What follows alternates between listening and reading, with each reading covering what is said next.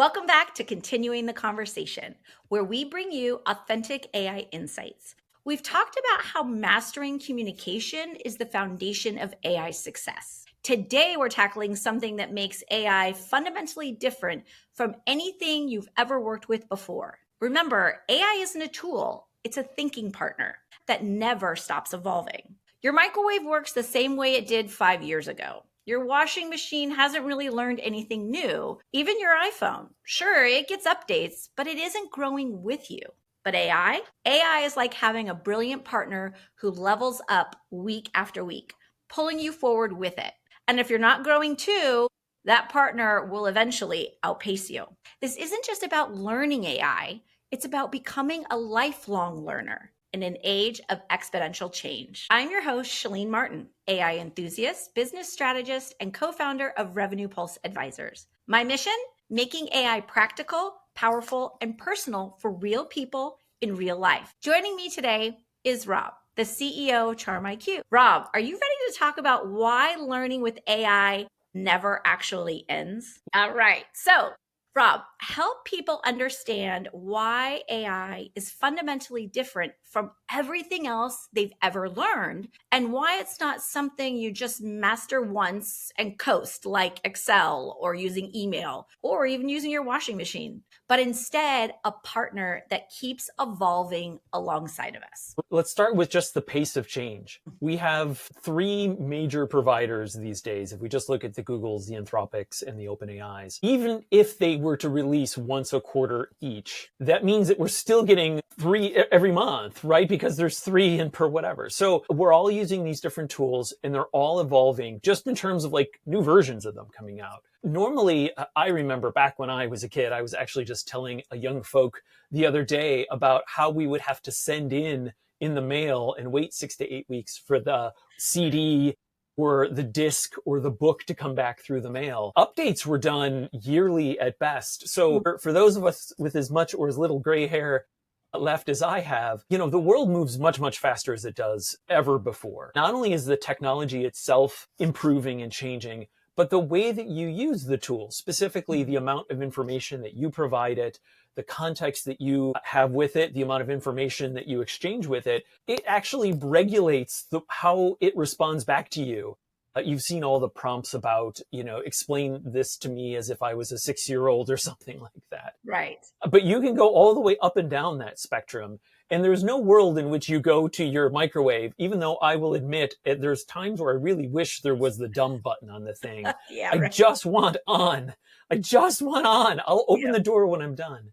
That's not available. Whereas that's absolutely not the case with AI. When you're working with your local friendly LLM, you sit there and you say, like, hey, I don't understand what you just said. Imagine if you were to go into Excel and just literally into the formula field say, like, I don't understand. Like, that's not how these tools work. Yeah. So AI is fundamentally different. You can raise and lower, again, the amount that you have. Not only is it itself getting smarter as they train them and it moves further on, but the way that you interact with it, the context that you bring with it, the way that you work with it allows you to fundamentally change that. And that really is something that we've never had that experience before. The point of this whole episode is we really want to talk about lifelong learning, about how we're moving into a place where you can't just do the things that you did yesterday. You can't use ChatGPT, just bark orders at it like you did when it first came out. You have to evolve as it evolves, as its capabilities evolve. So before we started recording this, Chelene was just mentioning about how much one of the tools she was using has changed since the last time it did. And they not only are getting smarter, not only the way that you work with it, it allows it to get smarter or simpler or more attuned to the way that you need it to work, but its capabilities are growing. When it first came out 2-ish plus years ago, you could chat in text with it. Now it can generate images. It can generate images and video in the moment with you. The tools that I work with generate drawings, diagrams, slides, images, PowerPoints, spreadsheets, like everything. The interaction that I have with the tools that I use is multimodal across all of these things. And again, all of these capabilities are evolving. So what I was able to do 6 months ago is not even, I tend to look back at the work that I do and it looks nothing like the way that I work today. So for example, just yesterday, a friend of mine asked to give a demo of how do you create a website from basically nothing to full-fledged. And that's not a thing that you could have done a year ago. And today, I just literally, within about 30 minutes, I had them bring together the context material, the different sites that they liked. And we were able to build tools that were generating the images that we wanted and the icons that we wanted. And again, none of this was available. So we had talking to it. Now you can, or text typing to it. Now you can literally talk and listen to it. And now there's tools and everything available. So again, just trying to paint this really big picture about how the apprentice may soon become the master. Yes, I know. And I love when you talk about the prodigy analogy, right? Because that flips the dynamic. So, because most of us are used to being the teacher, being the one who knows more than the thing we're using, right?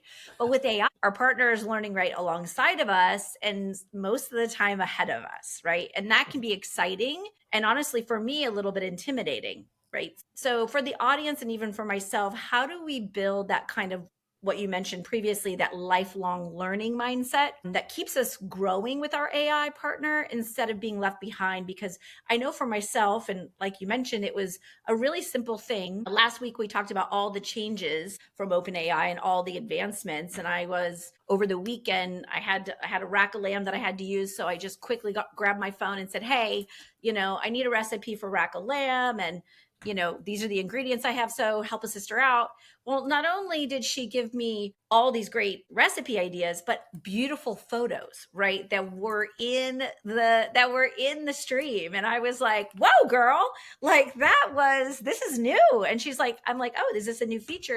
And she was like, oh yeah, girl, this is a new feature. I can give you these great kind of inspiration photos of the recipes along with it. And I was like, yeah, amazing. I didn't know that was happening. So for our lifelong learning mindset, what do we do? What does that look like? Absolutely. So let's break this down a little bit. What's interesting is a lot of us get stigmatized through our formal education. We are forced into it, we are forced through it, and we are happily ejected at the end of it. And then we go do this thing called work. And for many of us, and there's no judgment here, many of us have been doing the same thing for forever. When you look from a high level at what I've done for the past 30 years, it is the exact same thing, simply translating between people on one side and people on another side. I live in Chicago. When it snows, when you're the first car that goes through the snow and the second and third, you get these ruts down the middle of the street. And the car does not want to move out of those ruts once they're there. And I would say a lot of us who have been in our career for a while, like that's how life goes. Like you get in these ruts and things just kind of stay the way that they've stayed, whether that's via comfort or necessity or life has caused other things. And I'm not simply saying that you should be doing more at work or you should be doing more, because on one side, again, we have the stigmatization of education. Well, education means I sit down with a book in a classroom and these things.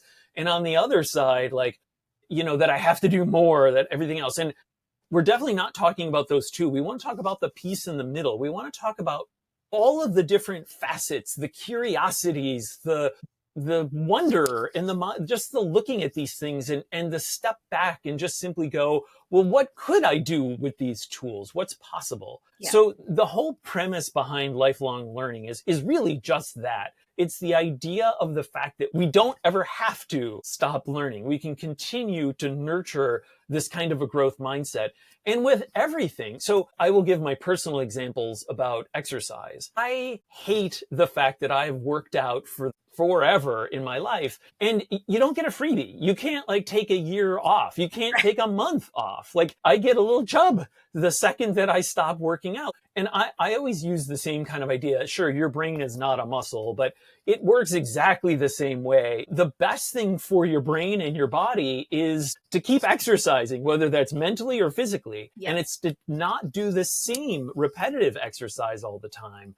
As I've said in many a podcast, if the 20-year-old version of me knew what the 50-year-old version of me knew, I would have been doing HIIT workouts since the beginning of time, because I used to have to run for 45 minutes and I hated it every minute. and everything else. And now I can do a 20-minute hit session. I feel freaking fantastic. Yes. Like I don't get the middle chub that I get as I'm getting older here. And Yeah. the same thing is true with my brain. Like if all I do is I watch the same YouTube videos, and I use that as an interesting thing. Like, am I getting recommended the exact same thing in my YouTube stream every day? And it's like, well, that's not interesting. Like, let's nurture again this constant growth mindset. Let's look for other things. And once you start going out there, there's so much fascinating things. Like, for example, in the builder space, all of these 3D printers and stuff, there is so much fascinating things that you never even conceived of that were possible out there. So Yeah. I just bring that up because hobbies are a really interesting way to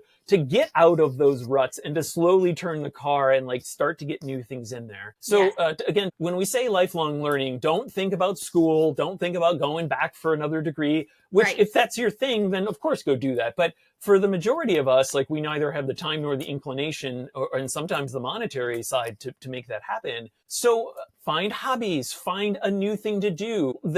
Every community that you are in has a community flyer that says all of the activities that are going on. And I guarantee you there's one on that list that would interest you.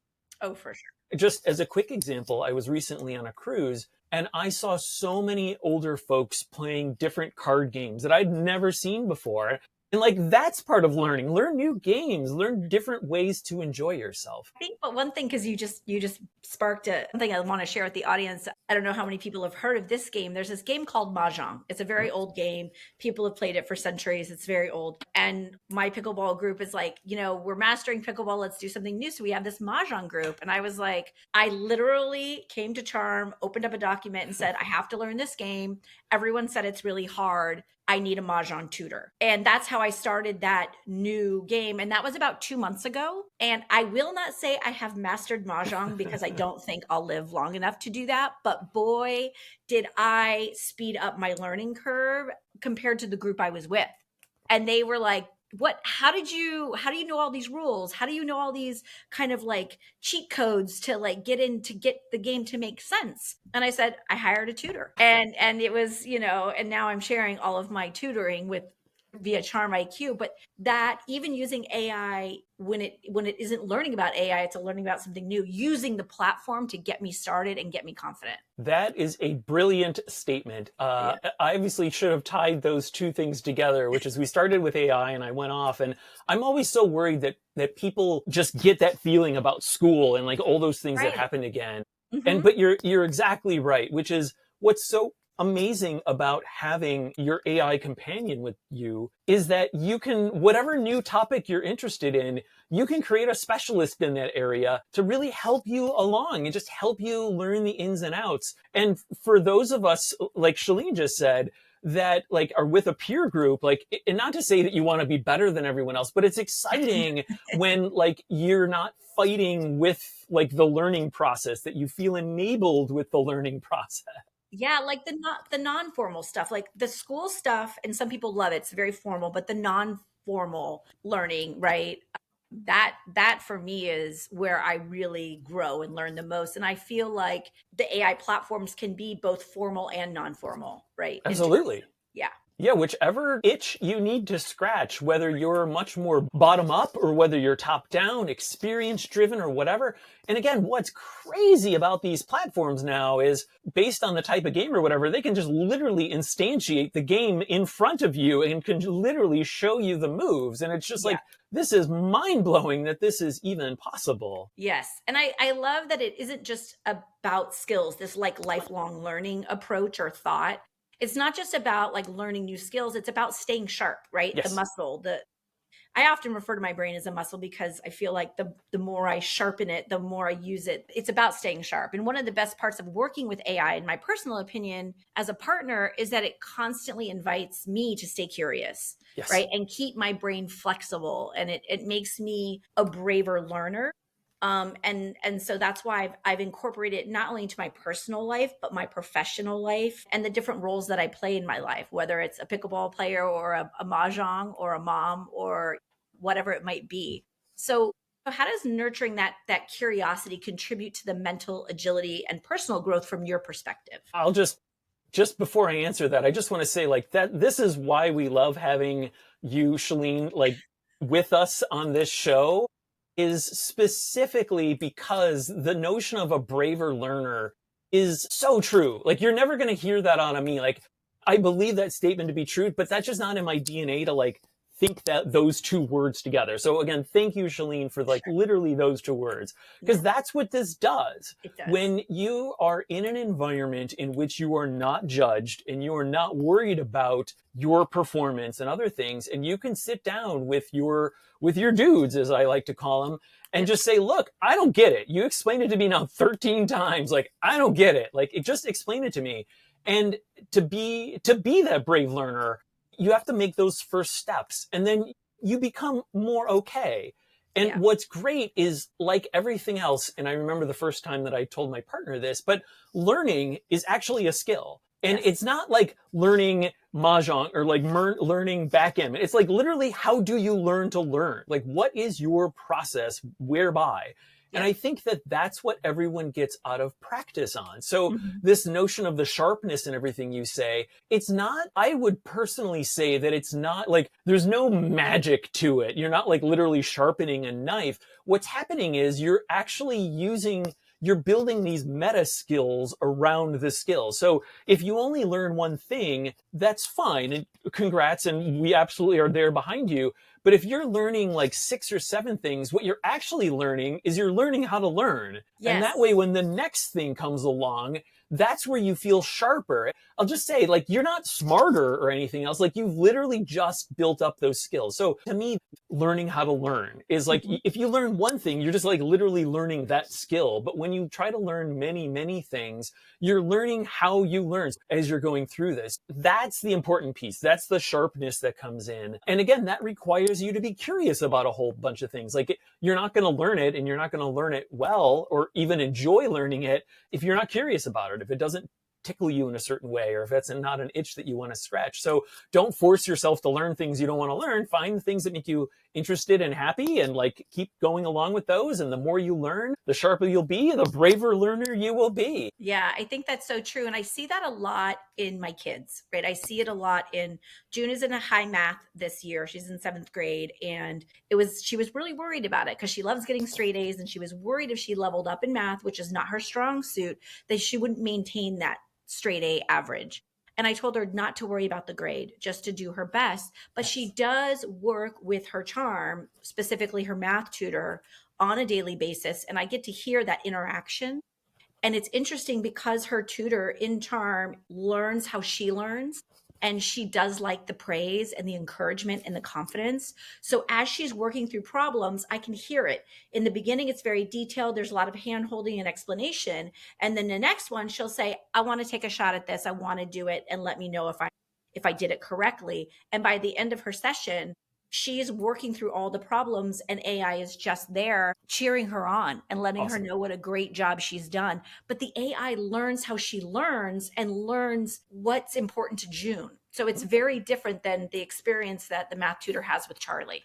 Yeah. So it's amazing the evolution of that learning and how we learn, because the way I learn is different the way than my kids learn, right? Because I feel like, she's like, oh, math, I don't really love it. I'm like, well, it's just getting you to work through problems and work through studying and how to take tests. And those are all important skills as you go through your educational life into your professional life. Yeah. What's super interesting about what you said is I always like to use music as an interesting baseline. Mm-hmm. The best musicians are not necessarily the most dexterous, best memory, all of these things. They're simply the people who find the most joy in practicing. Oh. You have to practice a lot. There's some really interesting quotes from Mozart, even though he was amazing from a very young age. Like, he still had to work his butt off. Like, mm-hmm. It's not free. And it's not just something that stays with you, as we mentioned before about exercise and things like that. So you have to find the joy in the little bits. So like the learning how to learn, you have to find joy in like learning that new skill about how do you learn something? Like, how do you get unstuck on a problem? How do you do that? So again, I just love the music analogy because the musicians spend And it's the same thing with lots of things. If you're a chef, I can't tell you how many times that you've chopped onions, right? Like Oh, you just have to go through, nobody likes chopping onions, but like yeah. if you're the one who finds the joy in like the right hand position and the arm position and the right way to hold it and prep it and everything so that like it's the easiest, you found that joy and then that's what causes you through it. If you're constantly just like grinning and bearing it and trying to get through it, then it's like it never gets better for you. Right. And I'll just mention one other thing that I like to say is we were always told that practice makes perfect. And Mhm. again, music is the thing that teaches you that that is absolutely false. If you play the same passage wrong every single time, all that you've practiced is how to not be perfect. So the actual statement you should always tell yourself is perfect practice makes perfect. And Oh, what that means is you have to be willing to basically slow it down, try it again, and just do it. Go through the motion until you know what you're doing, and then you speed it up, and then you go, and then all of a sudden, then you have it. But I have witnessed so many amateur instrument players that'll just play the same passage wrong and wrong and wrong, and they'll be like, "Why aren't I getting better?" And it's like, "Well, you just literally did the same wrong thing. I don't. How do you expect to get better? Like, you must now do it correctly, and to right. do that, you have to do something different than you're doing. So again, try to get to a perfect practice. So find out, and that's another side to things, is to know, like, to be able to hear, whether that's musically or to see or however you think about it, the things that you're doing, to reflect on them. But that's a whole other episode. Yeah, but I will say the more as I interact with my different charms and with my different LLMs, that repetitiveness, I see my patterns of where I need to improve because I'm constantly interacting in different areas of my life with, I always say AI makes me a better, stronger, faster me. And I'm constantly learning. Every time I interact with it, engage with it, work through something with it, I'm learning. But on the other side of always trying to stay on top of what's new and what the capabilities are, we're all busy, right? And life doesn't stop so we can study AI for hours a day. But I feel like when my AI partner keeps growing, I can't ignore it either. So for those listening, what does sustainable learning rhythm actually look like, and how do busy people stay relevant without making it feel overwhelming or like a second job? Yeah, I'll admit that that's going to be the struggle, I think, for all of us over the next few years as capabilities grow, as jobs and capabilities of in those jobs grow and changes. We are all going to have to figure out how to make this continual change sustainable. Yes. So some of our tried and true that we've pitched many times on this channel are: find some trusted sources, find a newsletter that works for you, find the TLDR AIs, or find any of the other newsletters that really help you.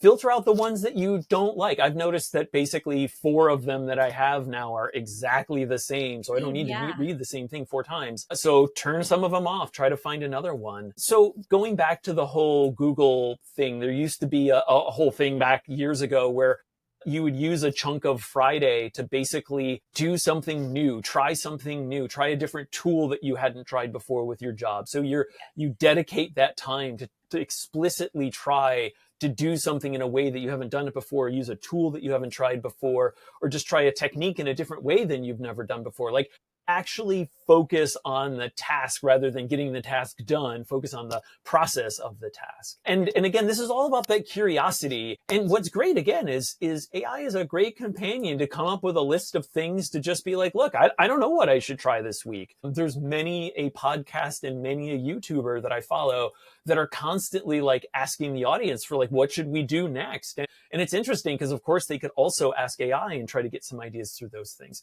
And I'm not Yes. saying, of course, ask other people, but if you're in front of a computer like I am all day, sometimes it's just easier to ask your AI companion to be like, what do I do? What do I try? And they have so many ideas, right? They have so many different ideas that will stimulate that learning process, right? One of the things I love most about CharmIQ is that isn't just like a platform. It's like a living lab where I have my AI partners and we're learning together.